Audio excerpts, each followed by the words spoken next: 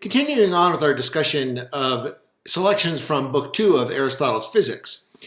Aristotle, to this point, has been discussing the natural causes of change, which he categorizes into 4 different types: the matter or the material cause, the form or the formal cause, the starting point of change or the efficient cause, and the end, or that for the sake of which a change occurs, the final cause. But are these all the causes that there are? Has he left anything out? Surveying the causes that people refer to in everyday life, it might seem, in fact, that he has left something out, namely luck and chance. Don't we often explain an occurrence by simply saying that it came about by chance or through luck? But what are we referring to when we say these things? Are luck and chance real things? Are they actual causes? So Aristotle proposes to address 3 questions about luck and chance. What are luck and chance? Are luck and chance the same thing, or are they distinct, separate, different?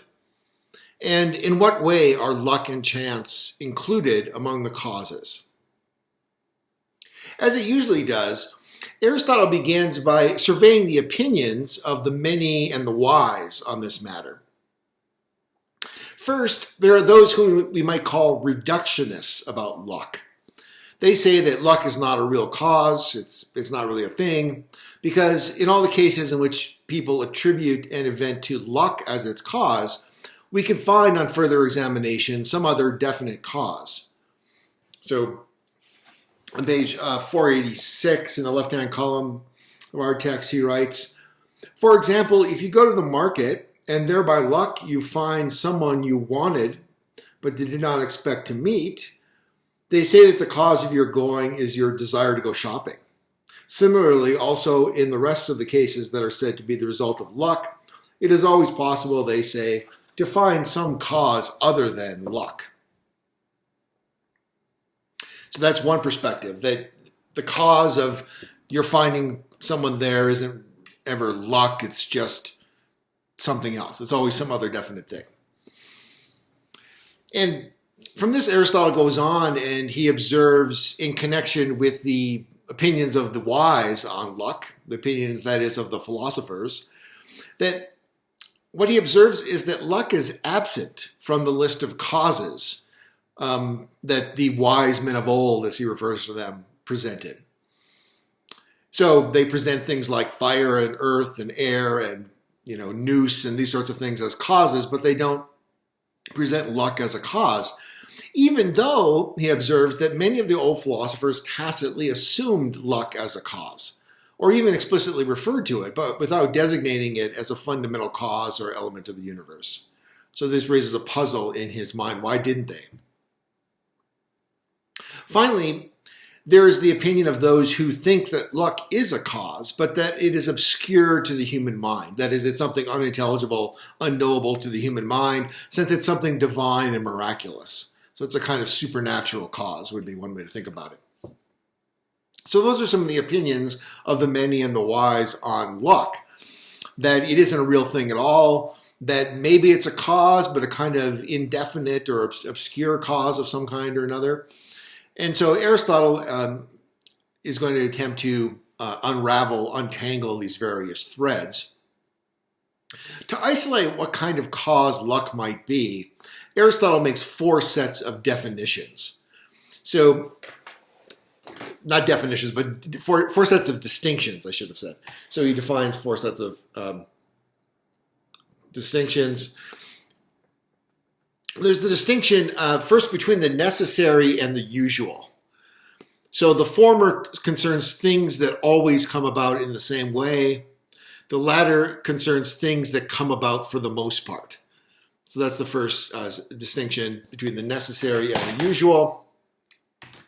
Second is between things that happen for something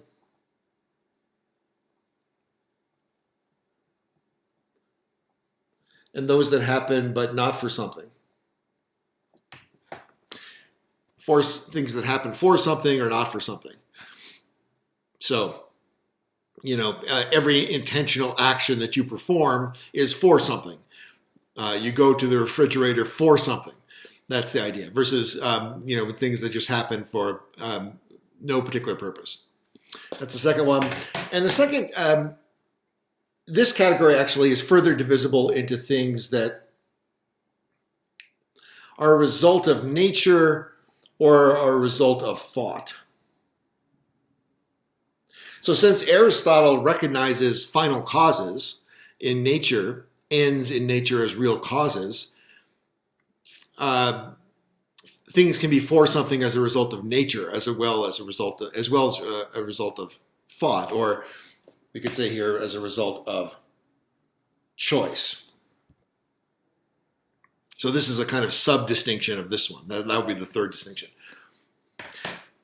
And finally, there's a distinction between things that are caused intrinsically versus coincidentally. Intrinsically versus coincidentally. So, for example, take a house builder who also happens to be pale. Actually, let's make him tan. Since if you're out building houses, you're more likely, I suppose, to be tan.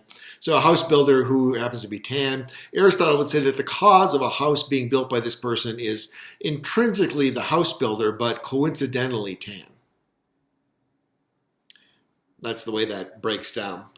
So the coincidental causes of a thing are always going to be, by the way causes. This is where the term coincidental comes in. They're always going to be indeterminate because an indefinite number of things might coincide with a particular cause. Or we could also put it in terms of an indefinite number of things could coincide with a particular effect. And this is in contrast with the intrinsic cause of a thing, which would seem to correspond to what happens in all cases, or for the most part. Now, Aristotle holds that whenever a cause coincides in this way, in the case of an event that is for something, we say that the event is the result of luck or chance. So he gives an example on page 487, second half of the left-hand column. For example, if he had known he might have come for the purpose of getting back the money owed him when his debtor was collecting subscriptions for a feast.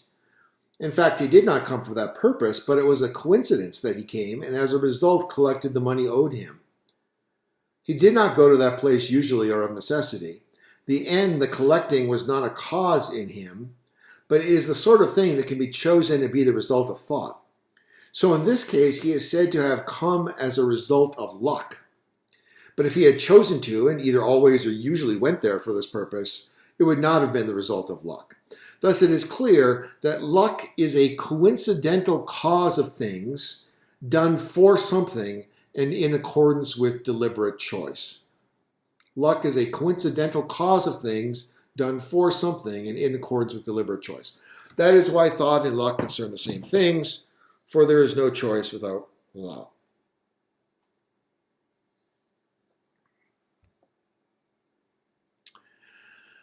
So for Aristotle, luck is a coincidental cause. It comes about along with some other intentional action that is done for something. But it itself is not chosen or is not the thing that is aimed at in the action, but it accompanies the action. It's a coincidental cause in that sense. And it can't accompany either the kind of action that would occur regularly, usually, or in every case. It has to be something that one has done for an intention, a particular occasion, and not as a result of habit or continual action that one is necessarily or usually performing. So luck is a coincidental cause in that sense. Luck thus seems to be something indeterminate and obscure to human beings because it does not happen necessarily or for the most part. That's what makes it seem obscure or mysterious or even potentially supernatural, is that it doesn't occur necessarily or for the most part because of that it's indeterminate and obscure. The clear and determinate causes are those that happen usually or for the most part. And yet it does happen as the result of an intentional choice. And so it seems to be, in a way, caused by a person. So this person, chose to go to the market. It's implied there that he went there in order to sign up for a meal or sign up for a feast or something. And lo and behold, there's his debtor who he was seeking to get money from, who's selling subscriptions to this feast. And so in a sense, his action was the cause of him finding his debtor, but not, in another sense, not. As a cause, it's unpredictable. And that distinguishes it from necessary or usual connections between cause and effect.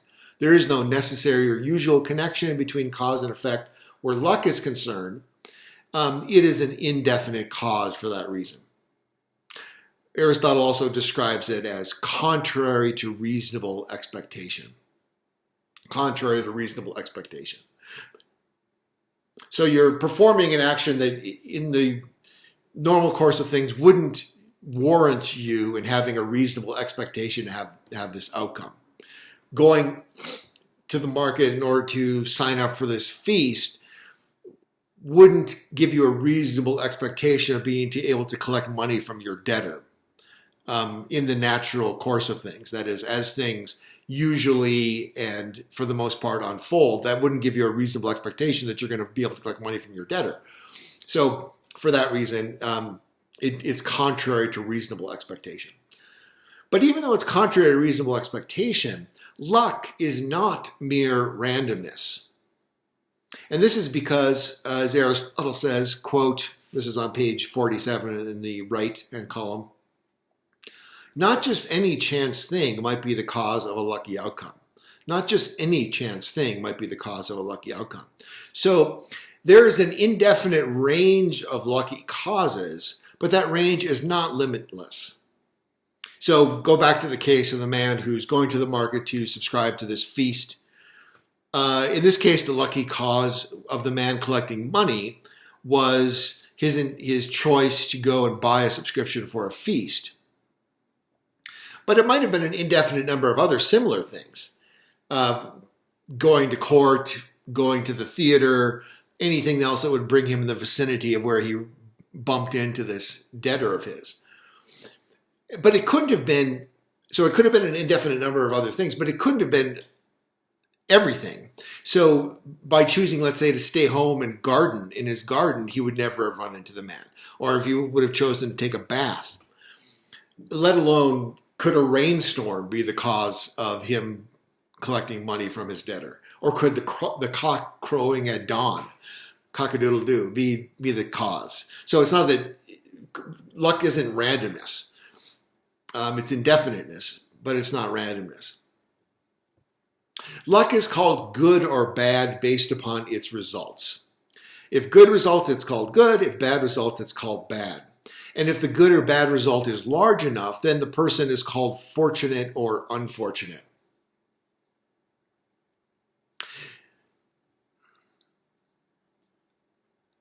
Now, for Aristotle, luck must be distinguished from chance.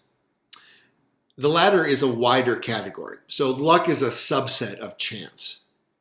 Luck and chance are not the same thing. Rather, chance is the wider category, and then luck is a subset of it. Being fortunate goes along with the idea of being lucky. Having a large amount of good luck is being fortunate. Having a large amount of bad luck is being unfortunate. And so luck has to involve action. Aristotle also notes in this connection that being fortunate and being happy seem to be the same thing or close to the same thing. And being happy for Aristotle involves an activity. Hence, luck must also involve an activity. Being lucky or unlucky, in the way Aristotle understands it, implies that one is capable of choice. Therefore, beings incapable of choice, such as inanimate things, beasts, or children, cannot be lucky or unlucky, except in an extended sense, by similarity or analogy with human adults capable of choice. By contrast, chance does extend to animals and inanimate things, since it does not require that the action that led to the chance happening was the result of a conscious choice. Chance concerns things that, quote, generally happen for the sake of something, when one of them happens not for the sake of what actually results, but due to an external cause, unquote. That's on page 488 in the left-hand column. Chance concerns things that generally happen for the sake of something, when one of them happens not for the sake of what actually results, but due to an external cause. For example, take a horse that usually comes for the sake of being fed. One day it comes for its food, and as a result, it escapes being killed in a sudden landslide that crushes the stable. So the horse was saved by chance because it's coming to be fed, which is the usual for the sake of, that makes the horse come. That results in being saved from a landslide, which is an external cause. So in general, luck happens to human persons qua human persons. Well, chance happens to events in nature qua events in nature. And this seems to suggest that a person could be a victim of chance if nothing they did caused the happening. Something just happened to them by chance. Luck and chance are categorized by Aristotle as, quote, among the starting points from which movement originates, unquote. That is, he seems to be saying here that these are efficient causes, not formal, material, or final causes. And they can occur naturally or as a result of thought. One question that arises about Aristotle's account of chance and luck concerns to what extent it implies an indeterminism about nature. Aristotle speaks of chance events as contrary to nature and as indeterminate. It is possible that these statements are merely relative to us, though, and in our perspective, and that they're not part of nature themselves. So this leads to the first discussion question. Does Aristotle provide an adequate account of luck and chance? Do you think that luck and chance are real causes in nature, or that they are just ways that events appear to us? What, if any, implications does Aristotle's analysis of luck and chance have for the view of the universe as a deterministic system, or for free will? So once again, first discussion question. Does Aristotle provide an adequate account of luck and chance? Do you think that luck and chance are real causes in nature, or that they are just the way that events appear to us?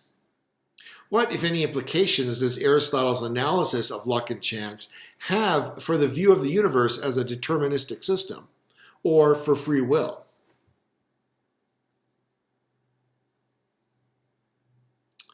Okay. So into chapter 7 of book 2, Aristotle begins by reminding us of his doctrine of the four causes. The what it is, what first initiated the movement, what something is for, and the matter. He repeats that the student of nature needs to be familiar with all of these causes, and that a proper natural explanation should reference all of them. That's Aristotle's view of natural explanation. But what is the scope of natural explanation? Does the natural encompass all that is, as metaphysical naturalists would hold? Or are there things that exist outside the boundary of the natural? Here, Aristotle clearly acknowledges the existence of things that are outside the scope of nature. First, he mentions, quote, things that initiate movement but are not themselves movable, unquote, having within themselves neither movement nor the starting point of movement. So things that initiate movement but are not themselves movable. Further, he mentions three separate objects of inquiry leading to three separate and distinct inquiries. Inquiries about what is moved, about what is movable but eternal, and about what can cease to be. Aristotle specifies two kinds of starting point for the initiation of movement naturally. The first is the unmoved mover. This is something that does not have a starting point of movement in itself, but can cause the movement of other things. And because it does not have a cause of movement in itself, it wouldn't be considered natural by Aristotle. The second is the form, which Aristotle here identifies with the what it is of a thing, and also with the end, or what the thing is for. Notably, Aristotle here seems to be identifying the formal and final causes. Indeed, he outright says that they often amount to one. This, however, would apparently be regarded by him as a natural cause of movement. So there you have, as potential causes of movement, this idea of an unmoved mover, which Aristotle has not yet established exists, but it's a kind of hypothesis at this point. And second, the form of a thing, which would be like the nature of the thing, which is also intimately tied up with its end, the ends that it is for. And those are the ultimate causes of movement for Aristotle. Next, in the next chapter, chapter 8, Aristotle turns to the topic of natural necessity. Natural necessity. Now, necessity is frequently appealed to as a cause by philosophers of nature. And we have to be careful here because the appeal to necessity, and let's say the atomists, is going to be different from or Empedocles, is going to be different from the appeal to necessity in Aristotle. The appeal to natural necessity is often used by philosophers as an alternative mode of explanation from the appeal to teleological considerations, to the appeal to, that is, to considerations of what a thing is for, of what ends it serves. So, for example, if we can say that the teeth grow as they do by necessity, the front one's sharp and suitable for cutting, and the back one suitable for grinding food, then it might be thought that we can dispense with any reference to what the teeth are good for, what ends they serve as part of the explanation. And Aristotle imagines an account in which this kind of appeal to natural necessity is combined with an appeal to survival value, which eerily anticipates the modern theory of evolution by natural selection. This is on 489, towards the bottom, second to the last paragraph in the middle. So whenever all the parts happen to come together, he's giving voice to the kind of explanation in terms of natural necessity or randomness that you might find in like an atomist or something like that. So whenever all the parts happen to come together just as if they had been for something, those animals survive, since their constitution was, by chance, suitable for survival. The ones that were not so constituted, on the other hand, were destroyed and are still being destroyed, as Empedocles says of the man-headed cat. So you see Empedocles is the example he's thinking of here. But Aristotle rejects this kind of possibility. He says, in the next paragraph, in fact, it is impossible for things to happen in this way. For these, that is the teeth and other parts, and all natural things come to be as they do, either always or for the most part, whereas nothing that happens by luck or chance comes to be in this way. So we might describe Aristotle's view this way, that one cannot use by necessity, the appeal to necessity, as an alternative to explanation in terms of final causes, what the thing is for, because things don't come to be in this way, in the way teeth are, by chance or coincidentally. They come to be for something always and for the most part. And this demonstrates that the for something is a natural phenomenon in its own right. It's irreducible to just chance, random mutation and natural selection, for example, on this view, because the regularity with which the teeth come about with these capacities implies for Aristotle that they are for something, that being for something is a real cause in its own right. To this defense of real final causes or natural teleology, Aristotle adds an argument based on the notion that art imitates nature, and we saw him appeal to this previously, you'll recall, when he was outlining the four causes. Here he appeals to it again, this idea that art imitates nature. On page 490, in the left-hand column, he says, in general, art either completes the work that nature is unable to complete or imitates nature.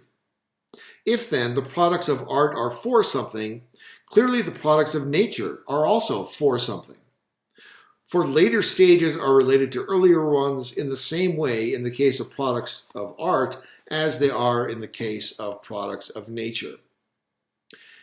So it's clear that art is performed for the sake of something. Every art or craft has its end, and every craftsman has an intention in mind for his work, something that it is for.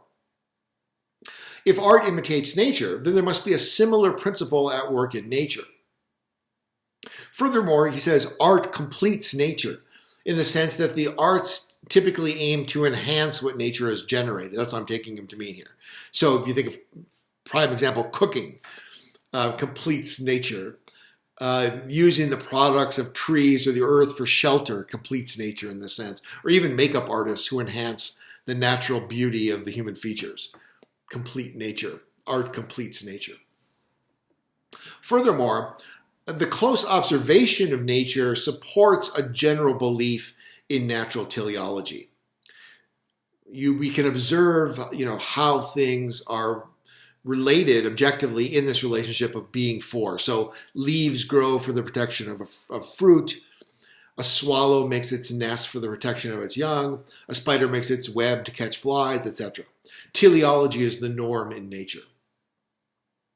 This is not to say that there cannot be freaks, monstrosities, and mutations in nature that don't achieve the usual end, but Aristotle likens this to mistakes that a craftsman makes in crafting his product. It's a defective product that needs to be caught at quality control. So the analogy holds, in other words, between art and nature. Does this view of natural teleology, based as it is on an analogy between nature and art, imply that nature chooses its ends and therefore is conscious in some way? And it's important to see that for Aristotle, this is not at all the case. The idea of there being final causes in nature does not imply that there's some consciousness in nature that's consciously choosing these things. So on page 491, in the left-hand column, he says, towards the top of the column, anyway, it is crazy to think an occurrence is not for the sake of something unless you see the initiator of the movement deliberating. Even art does not deliberate. Moreover, if the shipbuilding art were in the wood, it would still produce a ship in the same way, although by nature. And so, if what something is for is present in art, it is also present in nature. This is clearest when a doctor applies medical treatment to itself. Nature is like that. Nature is like a doctor applying medical treatment to itself. There isn't some... So one thing that you could say about this is there's sort of 2 points here. One is, I think, the broader point that we don't need to posit that, let's say there's some god that's manipulating nature like a craftsman manipulates the product as an external cause. He's saying it's more like a doctor who's healing himself. So it's these are autonomous causes within nature. They're not something imposed on nature from outside. For Aristotle, there is no direct theological argument from design for Aristotle. But we can't infer from the existence of final causes in nature that there must be a designer. That's not Aristotle's way of thinking. This is just part of nature itself. But then the second point also is I don't think that he's making clear this doesn't imply deliberation, and so it doesn't imply a kind of consciousness. Nature doesn't deliberate to do these things. He says even in the crafts, we don't really see deliberation. I mean, there's, once a craft's reached a certain point of sophistication, there's just a certain way to do things, and the expert craftsman isn't going to deliberate about anything. In fact, it's reasonable in some cases to say that a craftsman who's made a lot of a certain type of product can almost do so unconsciously. And that's closer to the way in which nature operates for Aristotle, unconsciously. But still for something, unconsciously and for something, without any deliberation. Okay. In chapter 9 of book 2, we see that final causes rule over material necessity in Aristotle's scheme of nature. Well, natural necessity is a property of matter, as, say, a materialist would say. For Aristotle, this is a conditional necessity that's dependent upon the form, and especially it's dependent upon the end. It's necessary for things to have certain material properties because of what they are for. For example, it's necessary for a saw to be made of iron rather than wood because of what it is for. And it's the same in Aristotle's view with all natural phenomena. The final causes determine the material causes. Nevertheless, it really is necessary that natural things are constituted by the material they're constituted by. Without this, they couldn't exist. So the matter is, to that extent, necessary for existence. Aristotle writes that, quote, necessity in natural things belongs to the material cause and to the movement of matter. Page 491, the right-hand column. However, matter is not the cause of the end. Well, the end is for Aristotle the cause in the sense of being the explanation of the matter. So material necessity is a conditional necessity. If a man is this, as defined by the end of man, then such and such things, materials, must come to be and be present by necessity. Just like the iron must come to be in the saw, given that the saw is this, that it has this end. That's how Aristotle sees it anyway. Likewise, the form has a certain necessity, and this too is determined by the end. It's a truism that form follows function. And so Aristotle observes that the saw must have teeth of a certain sort because of the function it is to perform.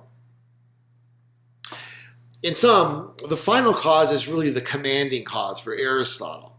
And natural necessity can be viewed as ultimately derived from the final causes of things, what they are for.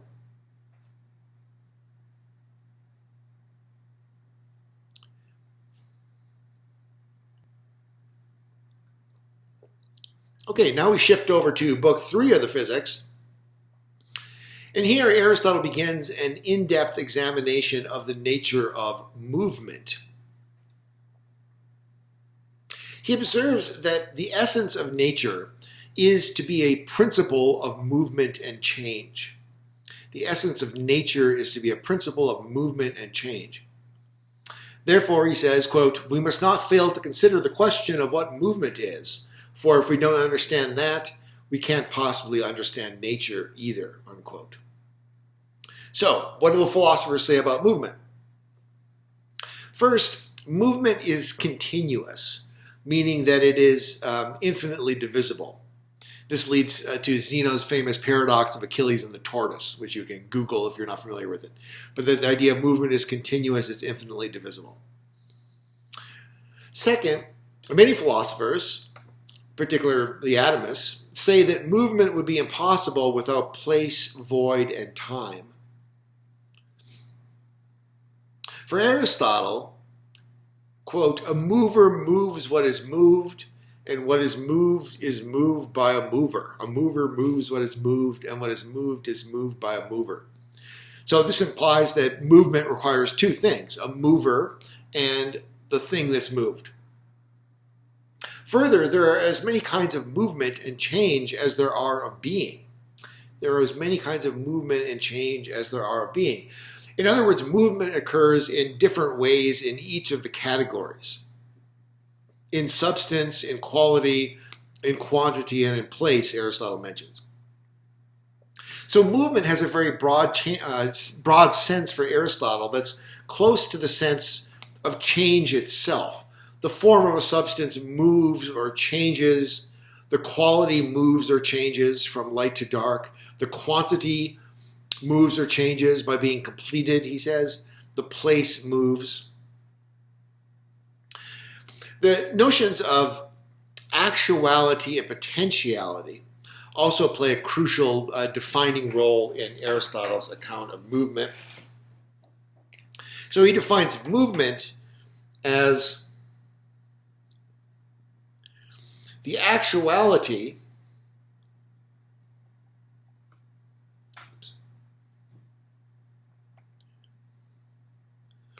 of that which potentially is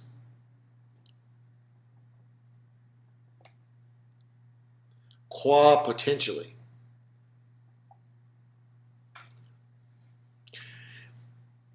Page 492, in the right-hand column, movement is the actuality of that which potentially is qua potentially. For example, alteration is the actuality of the alterable qua alterable. Growth, or its opposite, decay, is the actuality of what is capable of growing or decaying, qua such. Coming to be or ceasing to be is the actuality of what is generable or perishable, qua such. And spatial movement is the actuality of what is capable of being moved locally, qua such. In other words, the idea here is that movement is the actualization of a potential. Or, as the scholastics said, the reduction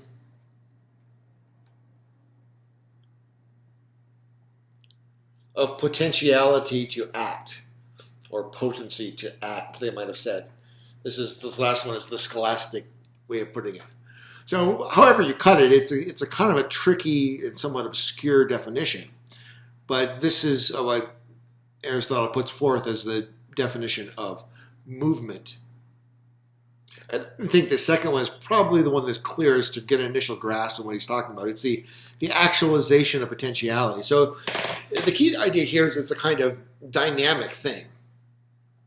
And he will later on say that one of the reasons that movement is so obscure is that it's a fundamental concept. It can't be reduced to anything else. And that includes that you can't reduce it to actuality. It's not merely actuality, nor is it merely potentiality.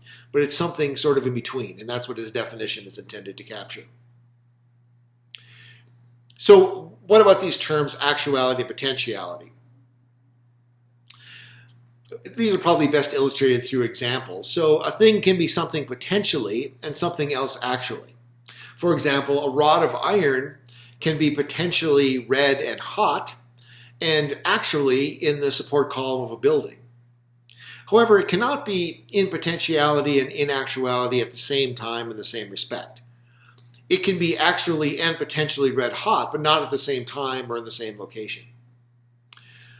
Rather, it can be actually red hot, but potentially cold and gray.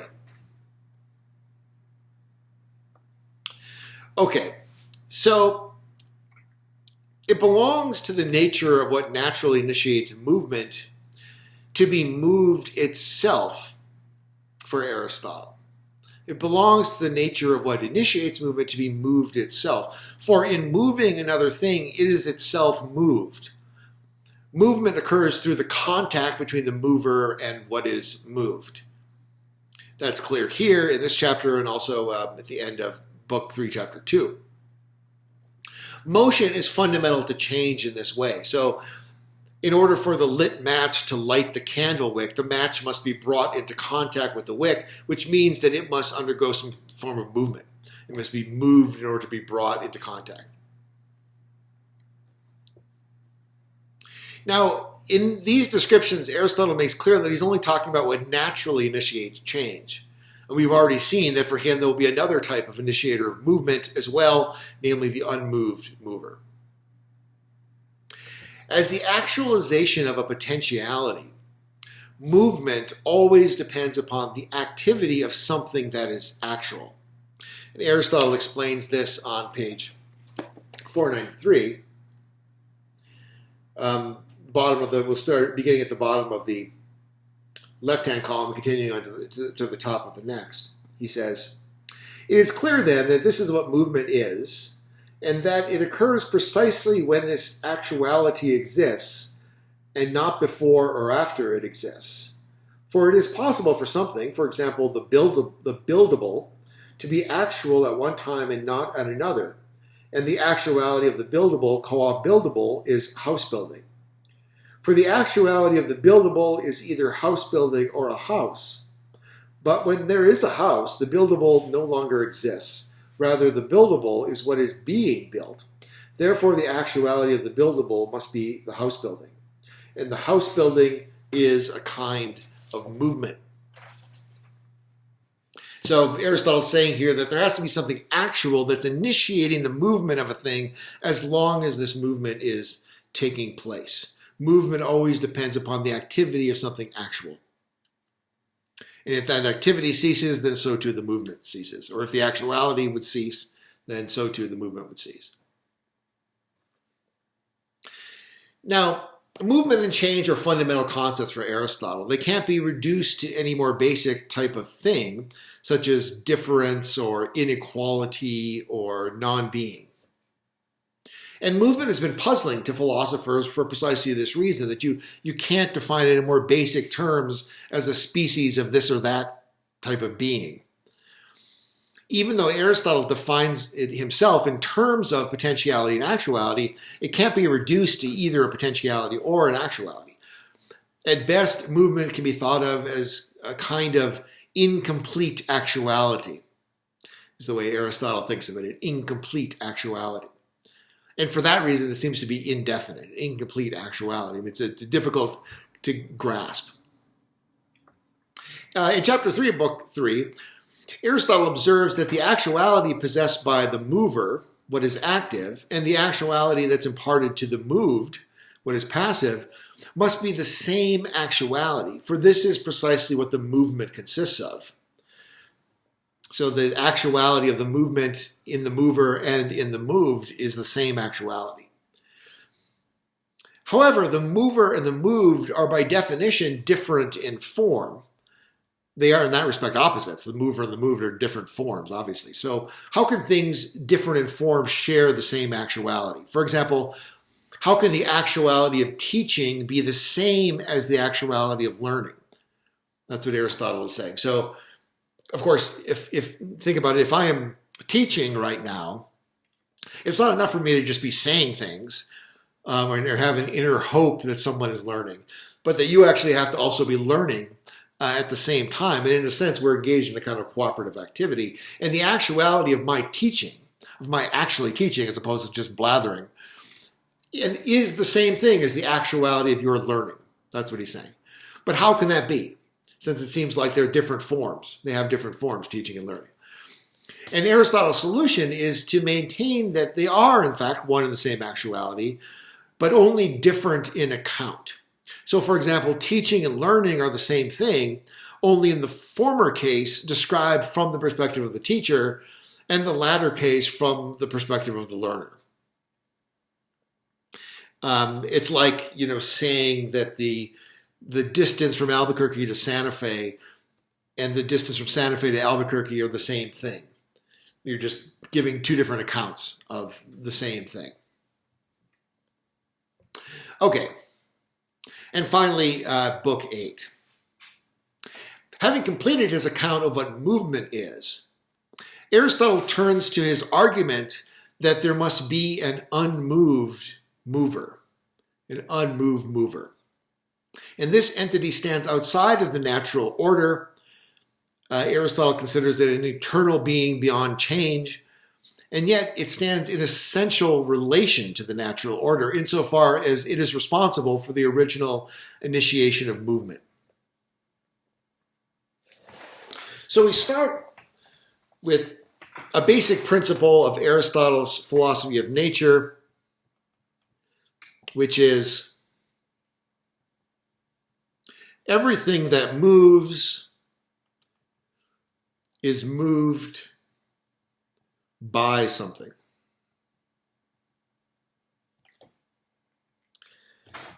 Everything that moves is moved by something. But there are two different ways or two different causes of movement.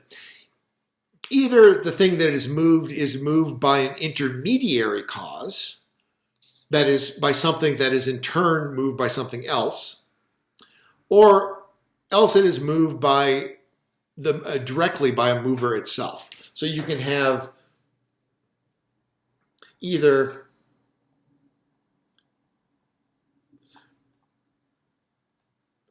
by an intermediary cause or by a direct cause.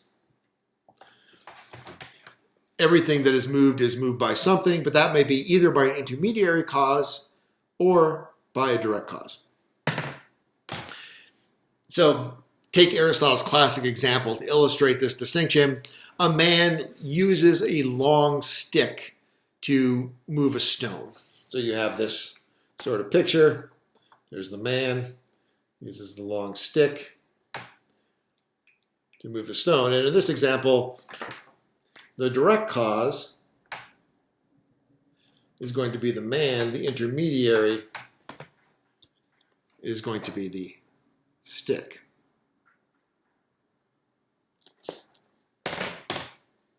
The stone is being moved by an intermediary, while the stick is being moved directly. So we imagine that the man is just sitting there, shaking the stick, and the stone is, maybe it's a flat stone, it's going up and down or something like that.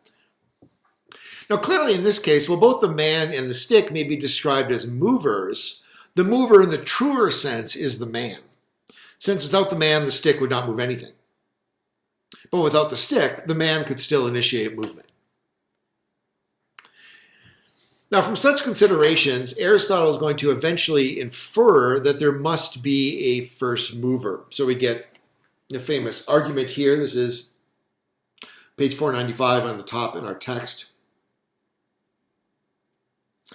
The last paragraph before the chapter break. So everything that is moved must be moved by something. So this is our basic principle. Everything that is moved by something.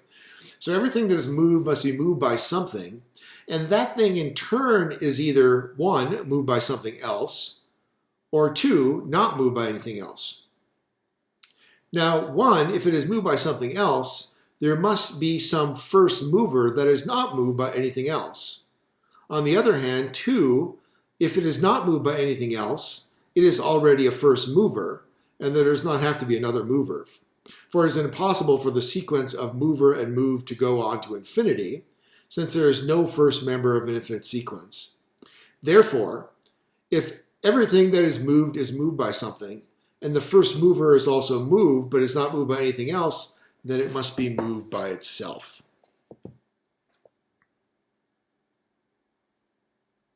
So, the argument here seems to be something like this. This is one reading of what's going on here. The argument for the first mover. Premise 1. Everything that is moved by something. That's our basic principle here. Premise 1. Everything that is moved by something. Premise 2. This something that moves must be either 1, moved by something else, or 2, not moved by something else, which is the same as saying it's a first mover. So premise 2, this something that moves must either 1, be moved by something else, or 2, not moved by something else, i.e. be a first mover. Premise 3, if 1 is the case, it's moved by something else, then this too must be moved by something else or not moved by something else. And if the former is the case, that it must be moved by something else, then the same condition must hold of that thing, and so on ad infinitum. So premise 3, if 1 is the case, that it is moved by something else, then this too must be moved by something else or not moved by something else. And if the former is the case, it's moved by something else, then the same conditions must hold of that thing, and so on ad infinitum. Premise 4, in order for movement to be initiated, there must be a first mover in the sequence. That is, the sequence of movers and moved cannot go on to infinity. Premise 4, in order for movement to be initiated, there must be a first mover in the sequence. That is, the sequence of movers and moved cannot go on to infinity. Conclusion, therefore, there must be a first mover. There must be a first mover. So once again, the argument goes this way. Everything that is moved by something. This something that moves must be either moved by something else or not moved by something else. If 1 is the case, it's moved by something else, and this too must be moved by something else or not by something else. And if the former is the case, it must be moved by something else, and the same condition must hold of that thing, and so on ad infinitum. Premise 4, in order for a movement to be initiated, there must be a first mover in the sequence. That is, the sequence of movers and moved cannot go on to infinity, and therefore there must be a first mover. So notice this first mover, in order to initiate motion, has to itself move, but it is self-moved. It's not moved by something else.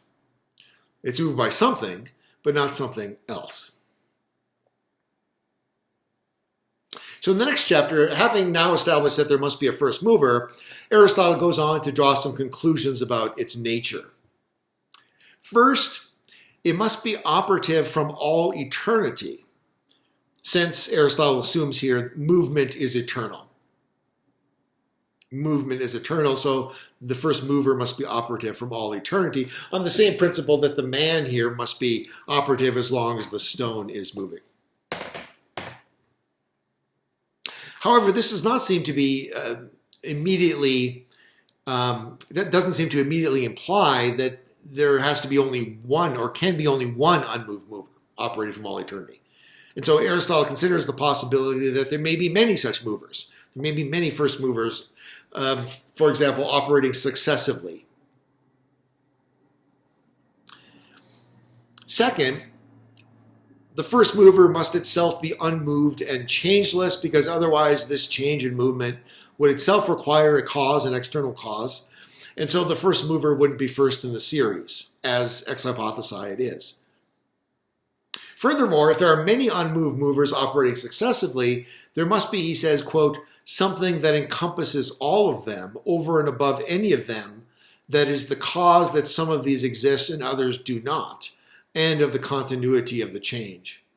So if you imagine, take the case where you say, well, there are infinitely many first movers, maybe they only exist for a finite amount of time, they go out of existence, and then they're succeeded by another one.